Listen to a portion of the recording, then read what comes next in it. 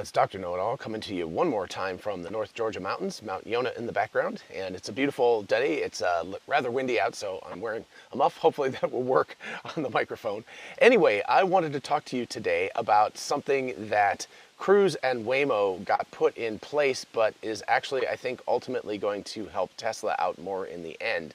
And many of you might actually be able to guess at that, but that's a recent announcement by Kyle Vogt, who's the CEO and co-founder at Cruise. Also, I didn't know this, but he's also the co-founder of Twitch.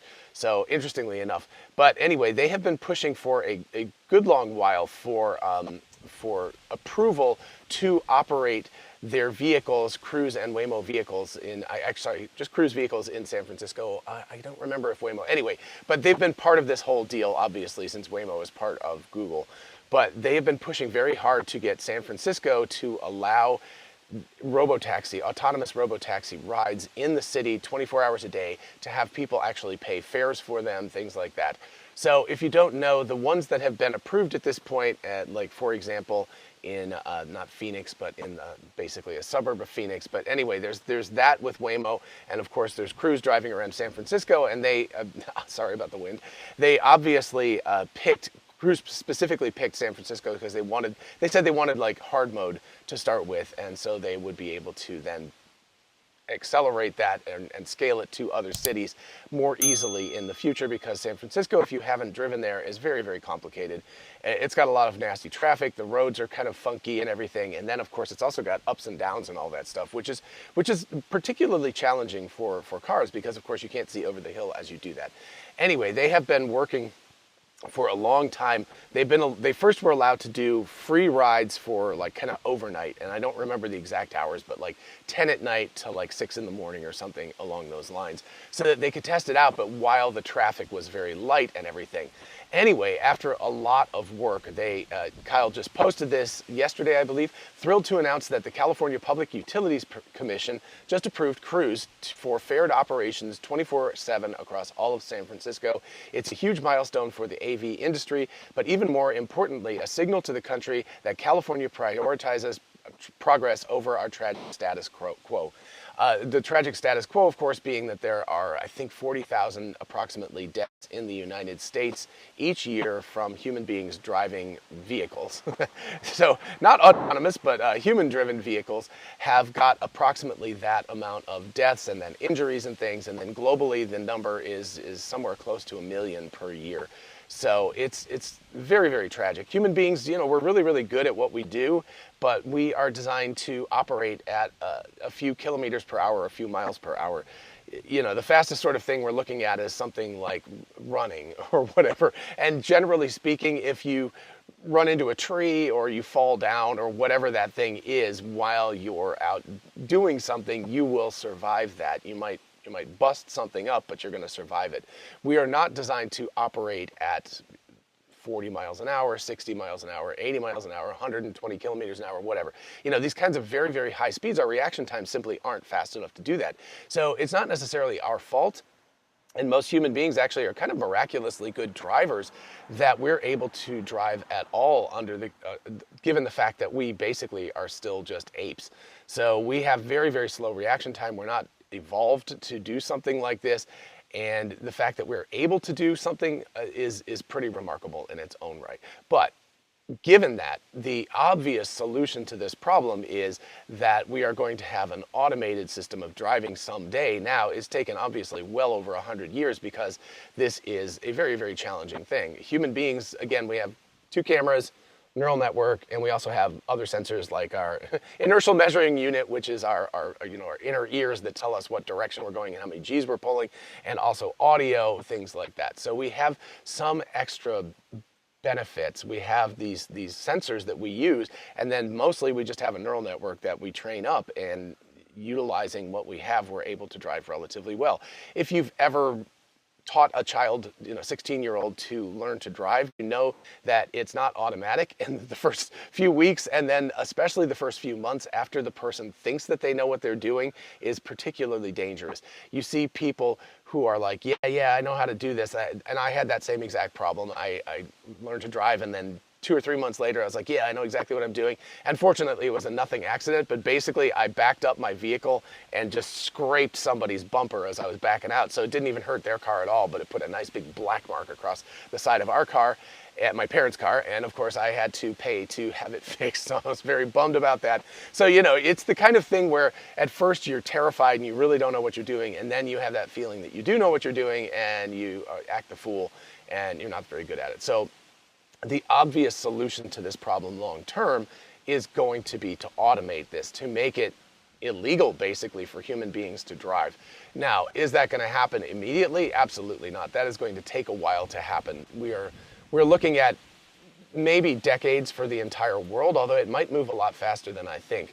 But I'm thinking about a lot of, you've got to remember that not only if, let's say Tesla solves this tomorrow and it's just done, and they get legally allowed to do that, regulatory approval to do it tomorrow in the United States, that means that only Tesla vehicles right now would be allowed to do that. You've still got a couple of billion cars on the road. It's going to take time for those cars to be traded over and eventually all have autonomous hardware and software on them. So this is going to take a long time, but there's going to be a time, hopefully I'll still be alive. I mean, I'm not quite 60 yet, so I would hope a decade to 2 decades, we'd be looking at, you know, somewhere in my late 70s, early 80s, that the world would have gone completely autonomous, and I would tell my grandkids or my great-grandkids, if my kids ever get around to having children themselves, that you know, it's like, I remember back in the day when, you know, people used to actually drive cars, and they'll say like, holy crap, what are you talking about? You know, it'll sound like being an astronaut or something crazy like that people do.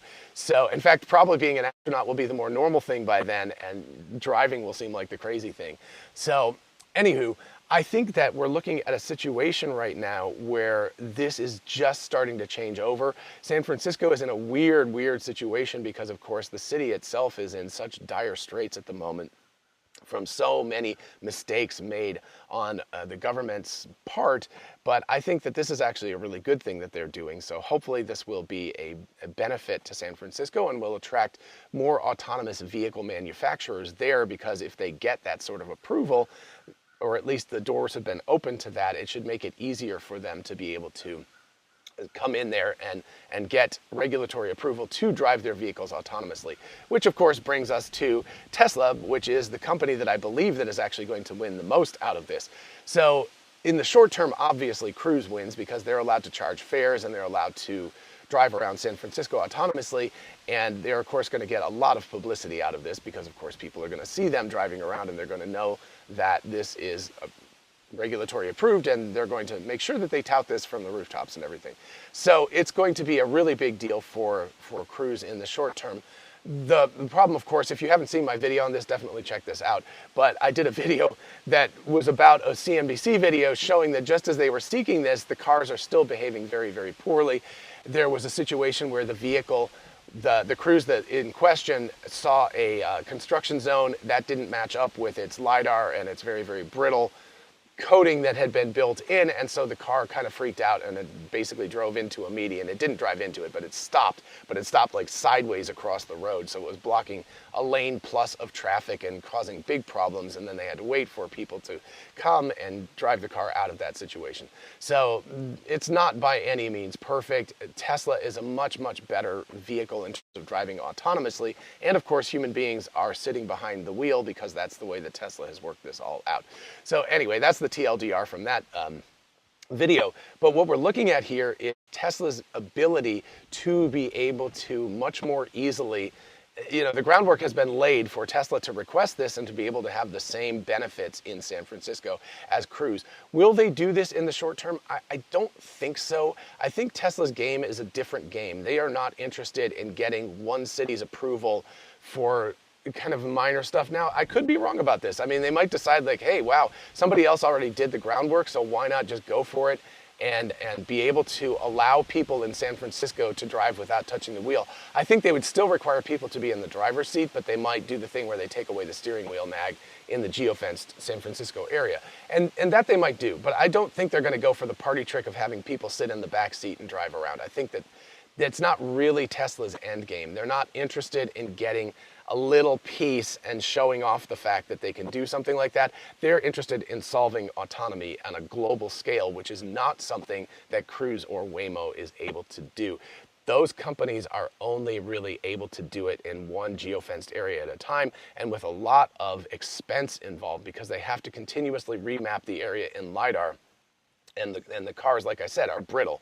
They are not able to deal with unknown situations very well at all. Are they going to get better? Certainly, they're going to get better. And they will eventually be able to do robotaxis and charge money for rides all over the place. And that's fantastic. It's a very, very different model from what Tesla's doing. These guys are looking at taking big cities, making some money at them, growing out slowly with their hundreds of vehicles. Tesla, on the other hand, is interested in solving autonomy globally with their millions of vehicles. And there's a really, really big difference between those two ways of operating, I guess. Modus operandi was what I was thinking.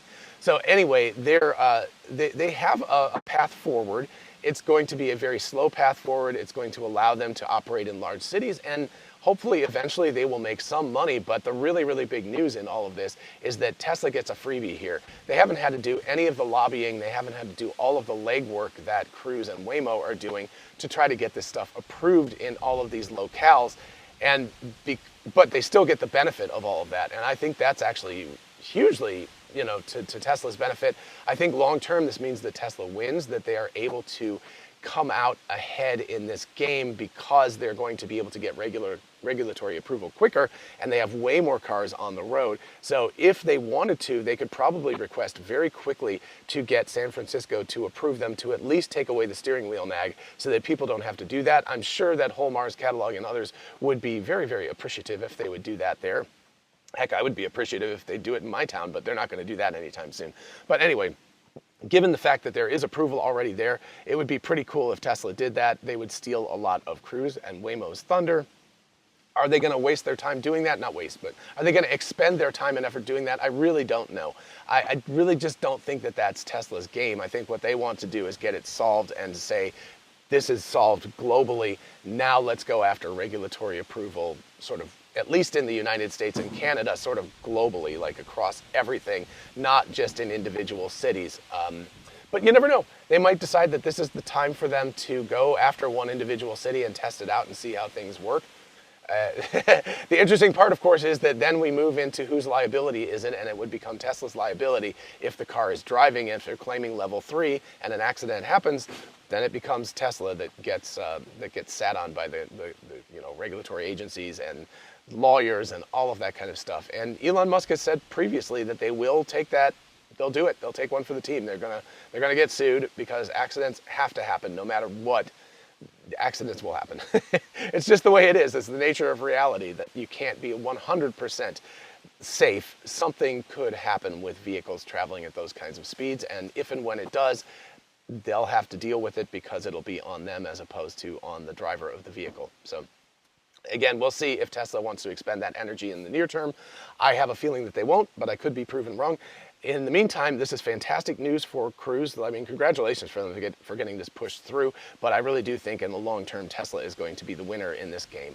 All right, it is super windy today, so we're supposed to go ziplining, which is a little bit terrifying, and then it's home and then to school, and reality sets back in hard at 6 a.m. tomorrow morning, so everybody wish me luck. Everybody have a lovely day. Don't forget to like, subscribe, do all of that good stuff. Visit me at the merch store, and I will talk to you all in the next one. Bye-bye.